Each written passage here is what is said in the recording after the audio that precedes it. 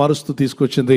నువ్వు అపవిత్రపరుచుకుంటున్నావు తెలియకుండానే, కానీ తల్లి కనికరం ఏం చేస్తుంది? నిన్ను పరిశుద్ధపరుస్తుంది, నేను పవిత్రపరుస్తుంది. అంటే ఉదాహరణకు నీ దేహంను శుద్ధి చేసి నిన్ను మళ్ళా ఆరోగ్యకరమైన బిడ్డగా చూడాలని తల్లి ఏ విధంగా అయితే ఆలోచించిందో, పరలోకమందున్న దేవుడు తల్లి కన్నా తండ్రి కన్నా ఎక్కువగా ప్రేమిస్తున్న దేవుడు నేను పరిశుద్ధపరుస్తున్నాడు. ఆయన వాత్సల్యత నీ మీదకి వచ్చినప్పుడు ఏం జరుగుతుంది? నీ మీద ఉన్న అపవిత్రత తొలగిస్తాడు, నీ మీద ఉన్న పాపాన్ని కడిగి వేస్తాడు, నీకున్న మలినాన్ని తొలగిస్తాడు, నీకున్నటువంటి చీకటి గుణాలను తొలగిస్తాడు. అందుకే ప్రతిదినము నువ్వు ప్రార్థించాలి, ప్రభువా అనుదినము నీ వాత్సల్యత నా మీద నా కుటుంబం మీద ఉండును గాక. Great is his faithfulness, his mercies begin afresh each morning.